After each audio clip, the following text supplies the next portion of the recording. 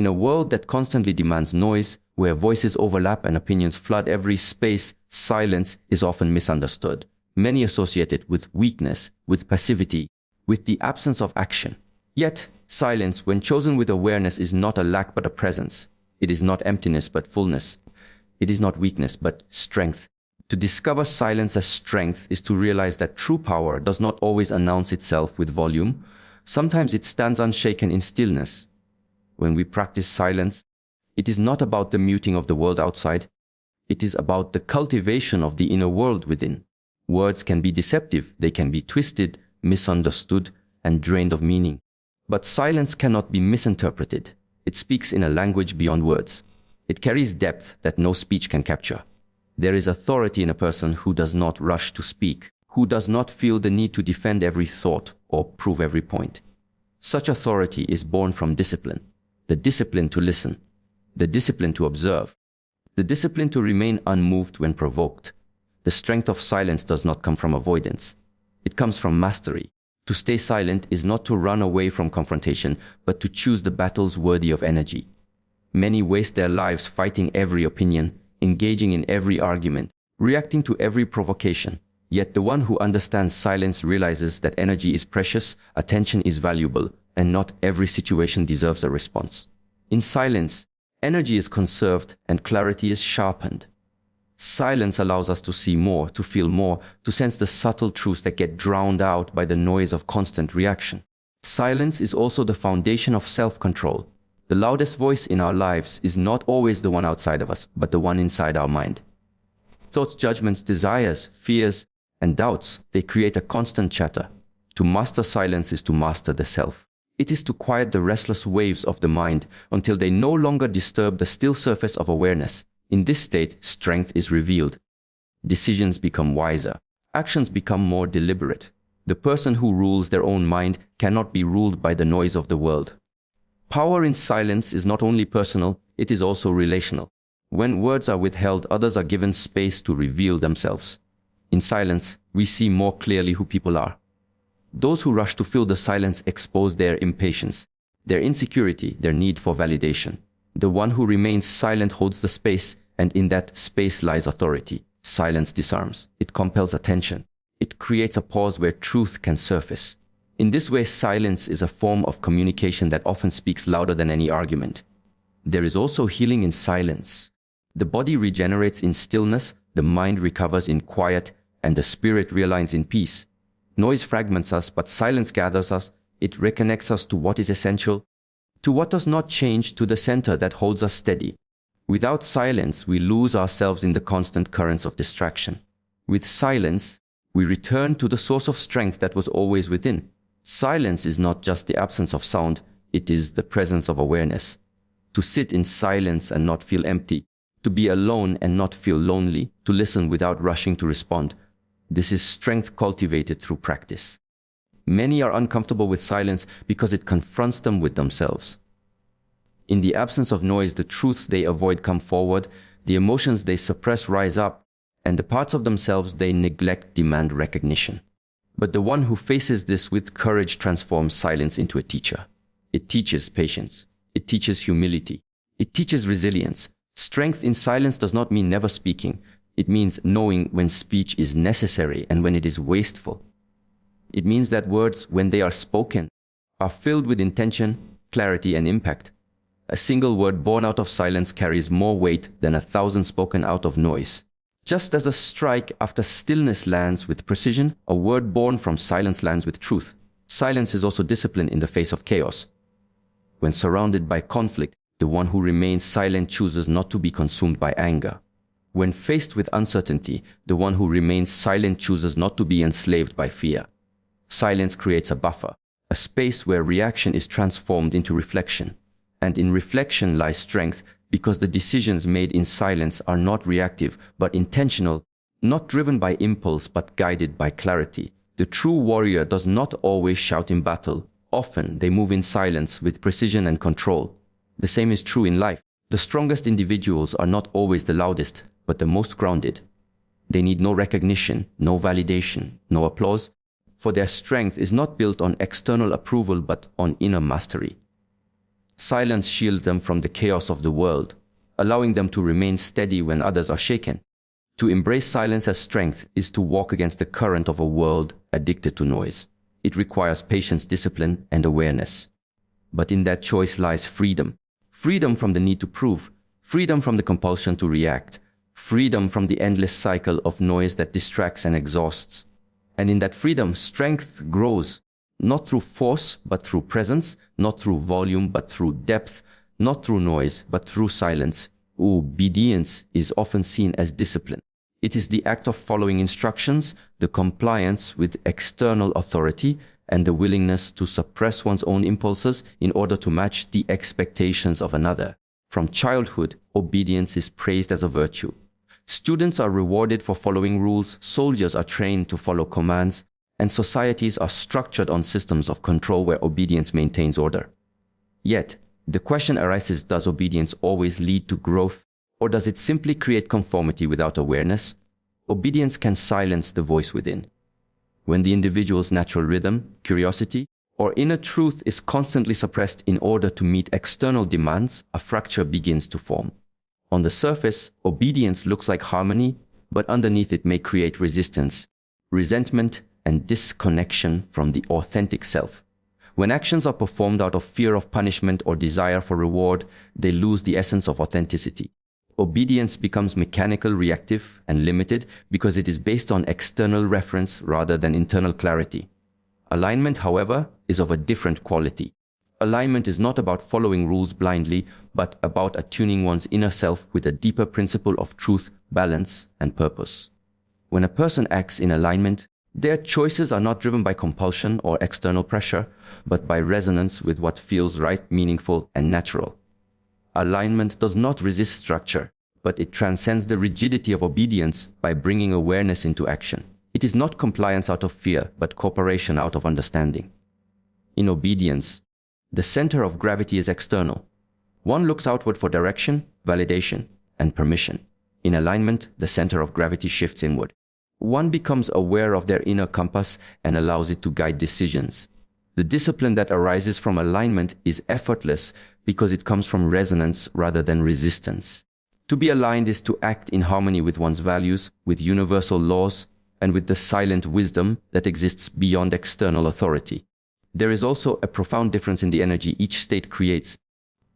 Obedience drains energy because it requires suppression. The individual constantly monitors themselves, adjusts behavior to meet expectations, and sacrifices authenticity for approval. Alignment, on the other hand, generates energy because it is effortless to be oneself. When thoughts, words, and actions are aligned, there is no internal conflict. The mind does not waste energy on suppression or resistance. The body feels lighter, and the spirit expands because there is no contradiction between what is inside and what is expressed outside. Obedience has its place in training. In the beginning, when the mind is chaotic and the body undisciplined, external rules serve as scaffolding. They create boundaries that protect from destructive tendencies and provide structure. But if one never grows beyond obedience, they remain dependent. Like a bird that never leaves the cage, they may feel safe but never learn the art of flying. Alignment, however, is the natural evolution of discipline. Once the foundation is laid, the individual must learn to trust their own inner guidance, to recognize when the external rule matches truth and when it does not. The journey from obedience to alignment is not easy. It requires courage to question, awareness to observe, and patience to listen inwardly. It is far more comfortable to remain obedient because the responsibility lies with the authority. If things go wrong, one can always blame the system, the teacher, or the rule. Alignment removes this excuse. It places the responsibility entirely on the individual. One must become accountable for their choices, for their awareness, and for the consequences that follow. This is why many fear alignment. It is freedom, but freedom comes with responsibility. When one is obedient, the outer life may appear in order, but the inner life is often fragmented. When one is aligned, the outer life may not always conform to society's expectations, but the inner life is whole. Alignment does not guarantee that others will understand, nor does it guarantee that the path will be easy. But alignment guarantees integrity. It ensures that every step taken resonates with one's truth, and in that resonance there is strength, clarity, and peace. The difference between obedience and alignment can be observed in the smallest details of life. A person may follow a strict routine of meditation, training, or prayer out of obedience. They sit down at the same time each day, not out of inner calling, but because it was commanded or taught. The practice may benefit them to a degree, but it remains external. Another person may follow the same practice, but from a place of alignment. They sit in silence not because they must, but because they feel drawn to it, because it nourishes their spirit, because it feels alive and authentic. Outwardly, the two may look the same, but inwardly the difference is vast. Alignment is the art of listening. It is listening to the body when it whispers of fatigue, listening to the heart when it speaks of truth, listening to the mind when it offers insight, and listening to silence when it points towards stillness. Obedience blocks this listening by imposing a rigid pattern, but alignment flows with awareness. Alignment is not rebellion against structure, it is recognition of what is essential and what is not. It is not about rejecting all authority, but about discerning the alignment of that authority with deeper principles of truth and wisdom. Obedience is the shadow of alignment. It is the outer shell without the inner seed. It may provide temporary direction, but it cannot offer lasting fulfillment. Alignment is the living core, the harmony of inner and outer, the resonance of being and doing. When life is lived in obedience, one becomes a follower. When life is lived in alignment, one becomes a creator. One reflects the natural order not because they are forced to, but because they are attuned to it, because they have discovered that the greatest authority is not outside but within.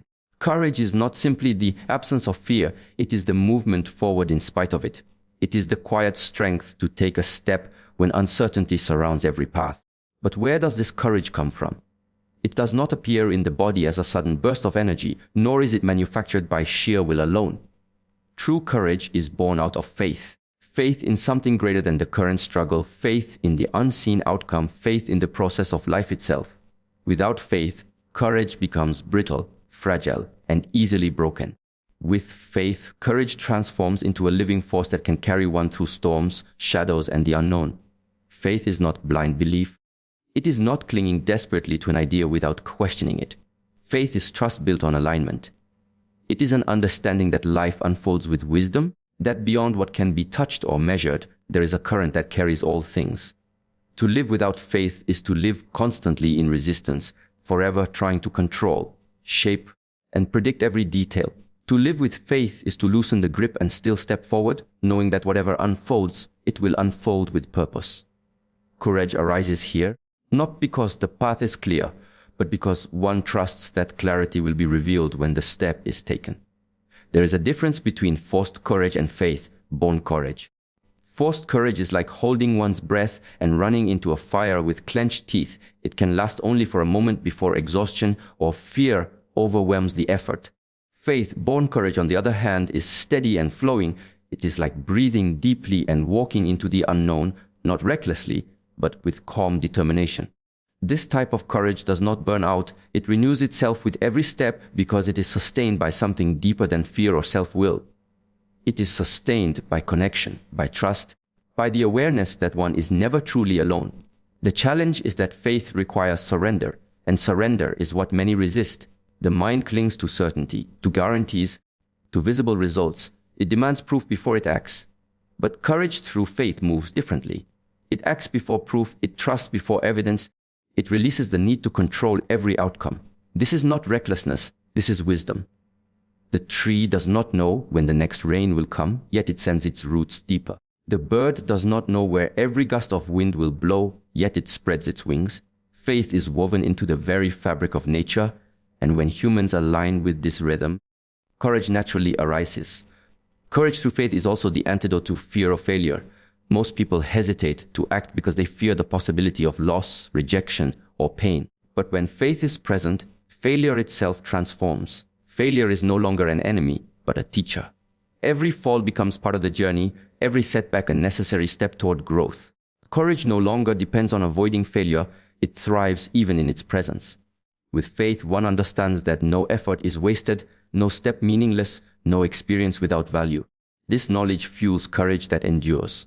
Faith also reshapes the way one perceives obstacles. Without faith, obstacles appear as barriers, heavy walls designed to block progress. With faith, those same obstacles are seen as thresholds, invitations to grow stronger, deeper, and wiser. Courage, then, is not about avoiding obstacles, but embracing them as essential companions. The mountain climber does not curse the mountain, he accepts that its steepness is the very reason he climbs. Likewise, faith reveals that obstacles are not punishments, but paths toward expansion. Courage through faith does not collapse at the sight of difficulty. It leans into it and finds strength that otherwise would remain hidden. There is also a deep connection between faith and patience. Courage without faith often demands instant results. It rushes, it forces, it grows restless when outcomes are delayed. But courage with faith moves with patience. It knows that transformation takes time, that seeds take seasons, that rivers carve valleys through persistence, not speed. This patience gives courage a rare power: endurance. To continue walking when results are unseen, to continue believing when evidence is absent, to continue holding steady when everything shakes. This is courage sustained by faith. It is in moments of silence and solitude that faith grows strongest. When the noise of the world falls away, the inner voice becomes clearer. Here one can sense the quiet assurance that all is unfolding as it should. Here one feels the presence of something beyond the self, a greater order that cannot be captured by thought alone. And it is from this silence that courage is drawn, not as a loud force, but as a steady pulse, an unshakable conviction. The courage born in silence does not need to announce itself. It simply acts, and its actions speak for themselves. Courage through faith is not reserved for extraordinary moments. It is lived in daily choices. It is in the decision to rise each morning and meet the day with openness, even when yesterday was heavy. It is in the choice to speak truth even when silence feels safer. It is in the willingness to take the first step toward a vision, even when the entire path is not yet visible. These small acts, repeated with faith, build the foundation of a courageous life. In the end, courage and faith are inseparable. Courage is the action that faith inspires, and faith is the ground on which courage stands. One without the other is incomplete. Together, they create a force that not only moves mountains, but transforms the one who dares to climb them. Presence is more than being in a place, more than showing up physically, more than occupying space with the body. Presence is an energy, a vibration, a silent force that fills the air without words. To cultivate unshakable presence is to stand as still as a mountain, yet as alive as fire. It is to be rooted so deeply that no storm can uproot you, while at the same time being fluid enough that no rigid structure can break you. It is to radiate a strength that does not come from dominance, but from stillness, from a deep alignment between body, breath, and mind. Most people believe presence is tied to appearance, posture, or voice. But true presence cannot be reduced to the surface. True presence is not crafted, it is cultivated. A person may rehearse how they stand, how they walk, how they look at others, but all of this is fragile because it depends on external performance. When the situation shifts, when fear arises, when judgment comes, the performance crumbles. What remains is the inner state, and this is where unshakable presence is born. Presence that is not dependent on approval, recognition, or validation. Presence that emanates from within and therefore cannot be stolen or shaken by external conditions. To develop this presence requires an understanding of stillness. In stillness, one begins to see that most of life's movement is not essential. Much of what we do is reactionary rushing, defending, proving, chasing, explaining. All of this drains energy and fragments attention. But when stillness is practiced through breath, awareness, and inner discipline, something changes. The body slows down, the mind becomes quiet, and a new kind of strength appears. This strength is not loud, not aggressive, not demanding. It is silent, yet it commands respect.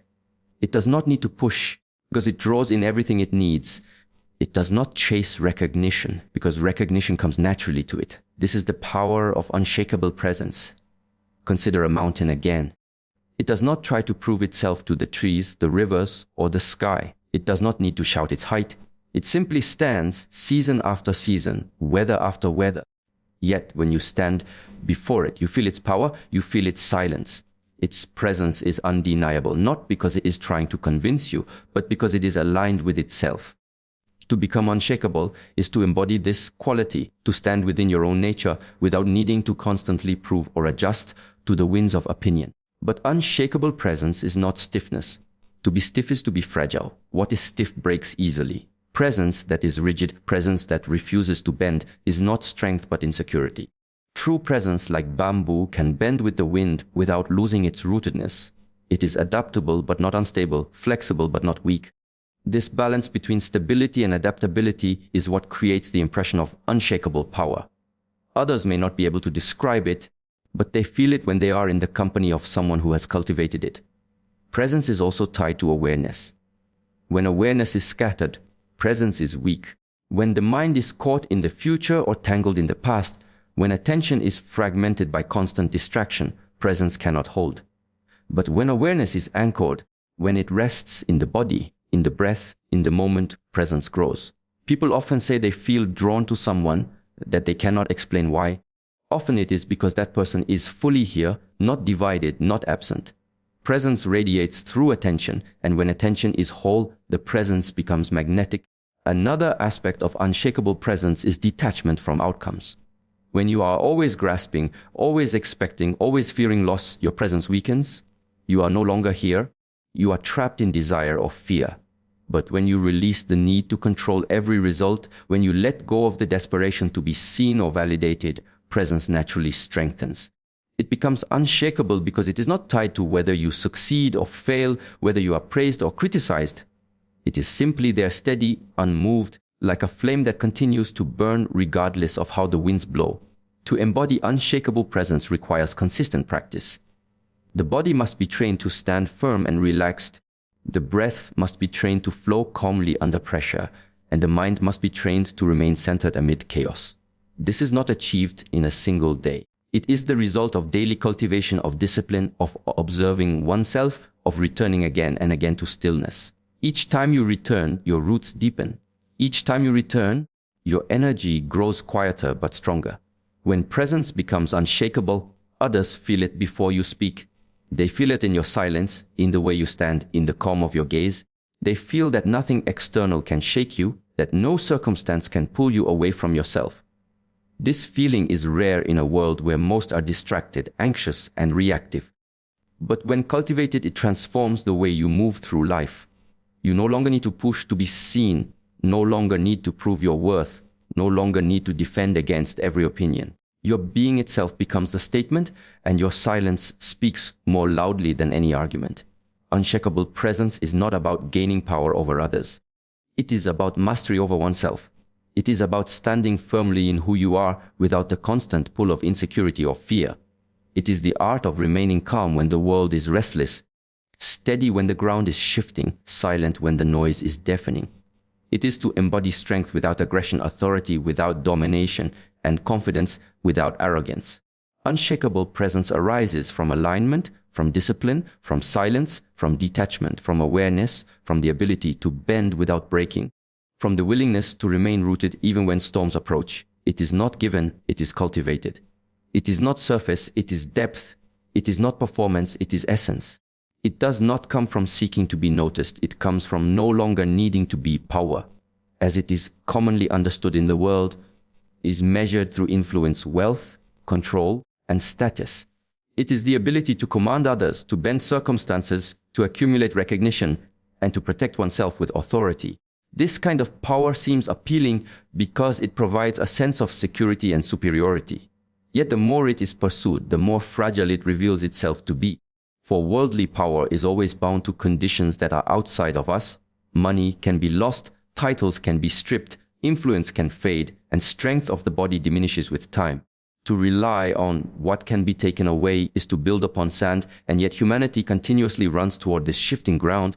Thinking it is solid beyond worldly power lies a different dimension, one that cannot be handed to you or stolen from you. This power does not require comparison, competition, or control. It is rooted in self-mastery, in the discipline of the mind, in the stillness of the spirit. To discover it, one must look inward rather than outward. The pursuit of worldly gain demands endless effort to maintain position, but the discovery of inner power asks instead for surrender, for clarity, for a quiet that is rare in the noise of daily existence. Worldly power is bound to time. It rises and falls, it fluctuates with circumstance, and it often leaves behind a trail of exhaustion, conflict, and fear. One moment you are celebrated, the next you are forgotten. One day you command respect, another day you are ignored. The chase never ends because the object of desire is impermanent. But beyond this, there exists a power untouched by time. It is the capacity to remain unmoved regardless of praise or criticism, victory or defeat, wealth or poverty. Such power cannot be bought. It is cultivated through presence, discipline, and awareness of what truly matters. When the mind is trained, it is no longer dragged helplessly by every impulse, fear, or desire. This is where real strength begins.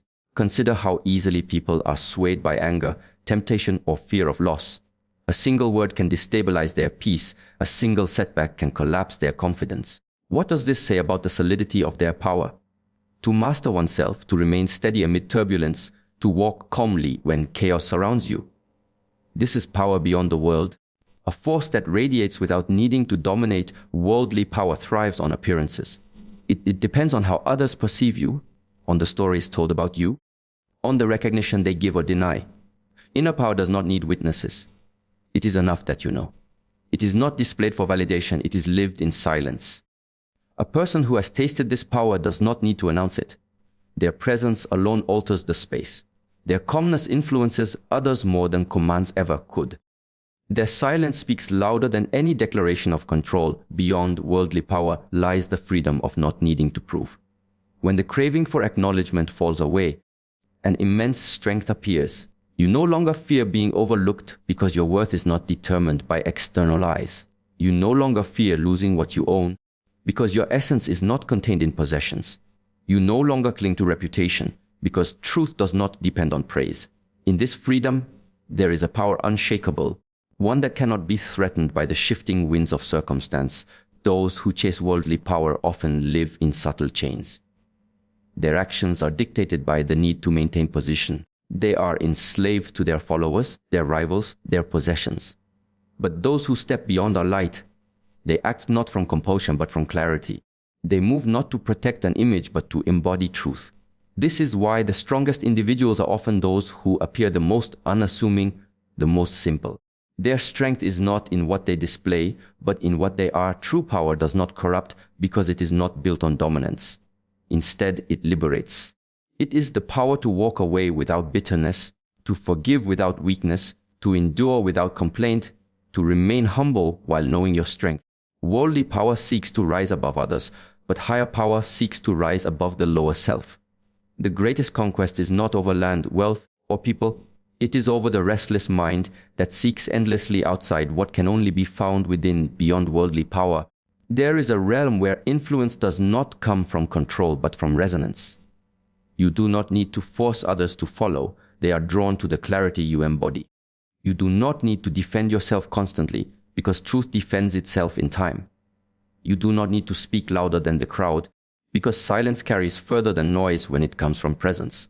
To live in this way is to carry a power untouched by decay, a power that cannot be diminished by loss, by age, or by circumstance. The path beyond worldly power is not glamorous.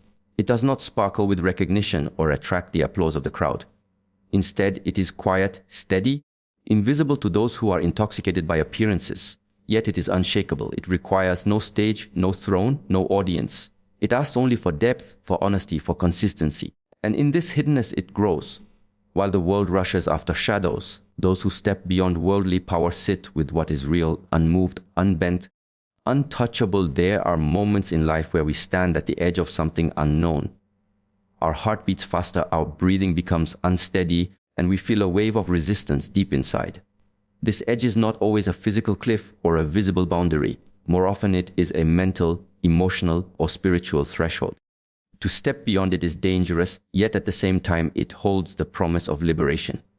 The danger lies in the risk of leaving behind what is familiar, stepping away from old identities, attachments, and stories we have carried for years.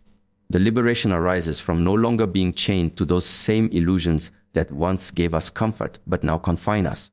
Danger has a way of sharpening awareness. When we are confronted with something that feels unsafe, our entire being becomes alert. The body tenses, the mind races, and our instincts call us back towards security. But true growth does not come from constant safety.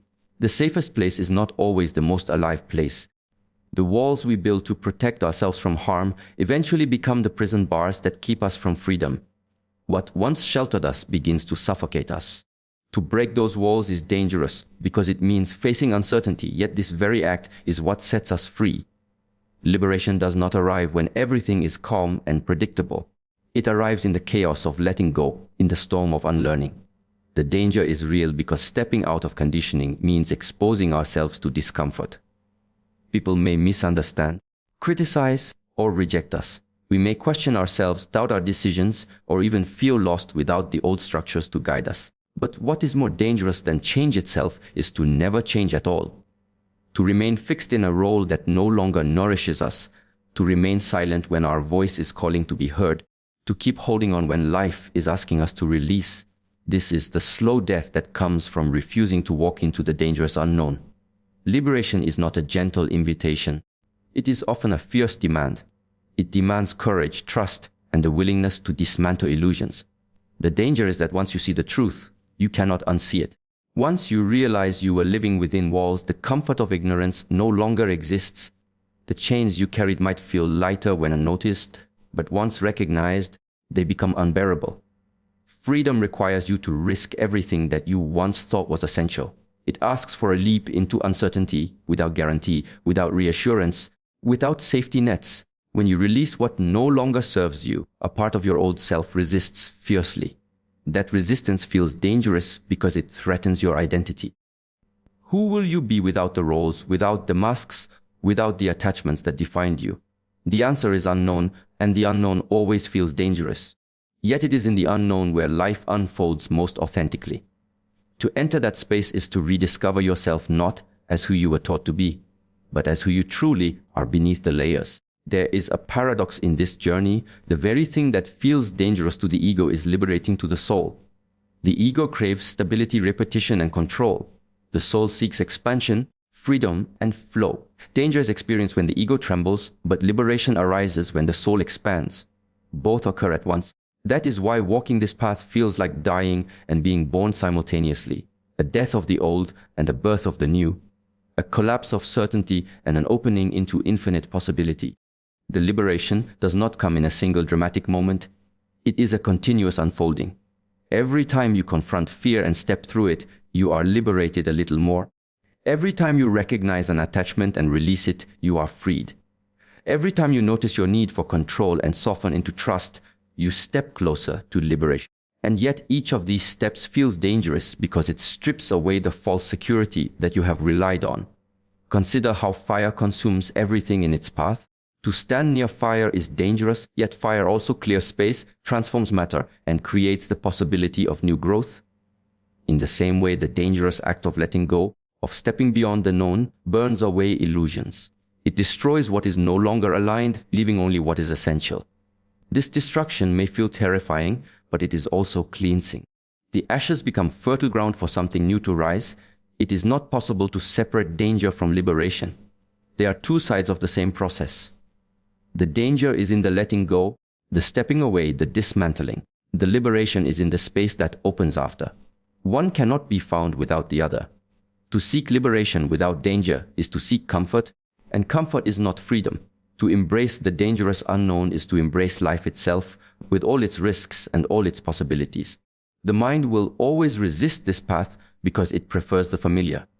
But if we wait for the moment when the mind feels fully safe, we will never move. The movement begins when we accept that danger is part of the path, not something separate from it.